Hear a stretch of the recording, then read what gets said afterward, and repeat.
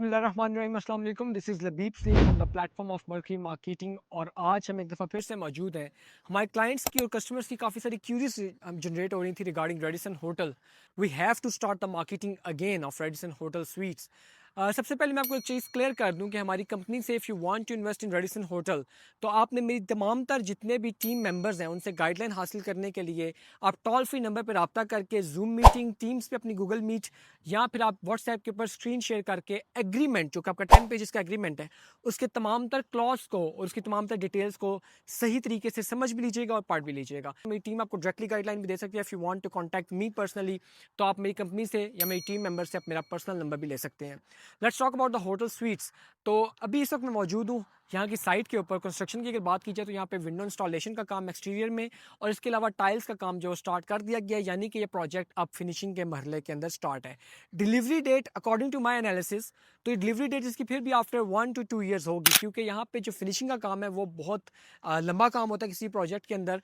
और उसकी फिनिशिंग खास तौर पे ऐसे प्रोजेक्ट्स की फिनिशिंग जिसमें आपको होटल स्वीट हमने आपको विजिट करवाया था और अपार्टमेंट रेजिडेंसीज का टूर करवाया था, उसमें आपने देखा था कि किस तरीके से प्रिसाइसली एक एक डिटेल को जो है वो कैसे प्रिसाइसली करके इस होटल स्वीट को जो है वो तैयार किया जाता है। इसलिए इस तमाम तर प्रोजेक्ट के अंदर फिनिशिंग के काम को टाइम लगेगा। अगर बात कीजिए कंस्ट्रक्शन अपडेट्स की, तो कंस्ट्रक्शन अपडेट के अंदर यहाँ पे मॉकअप रूम्स ऑलरेडी तैयार हैं, बाहर टाइलिंग का वर्क हो रहा है, पाइलिंग का काम ऑलरेडी स्टार्ट हो चुका है, यहाँ पे एमईपी पाइपलाइन डल चुकी है। Let's talk about the project. तो ये ग्राउंड प्लस 15 स्टोरी बिल्डिंग है, जिसकी 15 स्टोरीज जो है वो ऑलरेडी ग्रे स्ट्रक्चर तैयार है।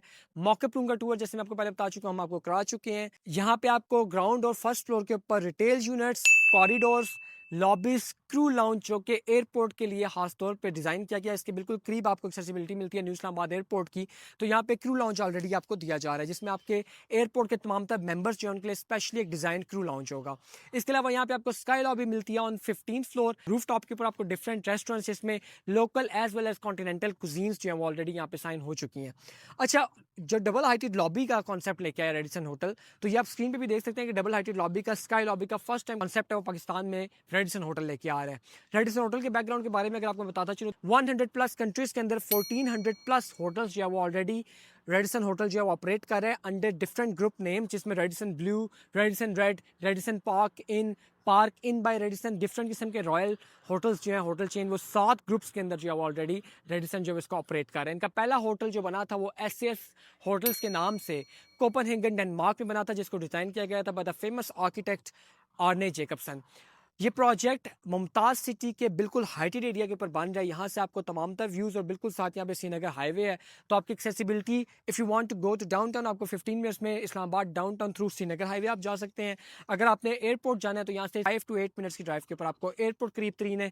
यहाँ पर डिफरेंट होटल्स और भी तैयार हो रहे हैं, but this one is the best one, क्योंकि इसकी जो पोजेशन टाइम है वो बाकी होटल से इसका, I think this is the near to position होगा।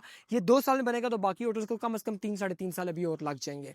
ये प्रोजेक्ट कि आपको रेंटल एप्रिसिएशन तो 6 to 8% एनुअली है, पर अगर इसका रीसेल वैल्यू की अगर आप बात करें तो आई डोंट थिंक कि पाकिस्तान में भी ये कल्चर जो उस तरीके से आ चुका है।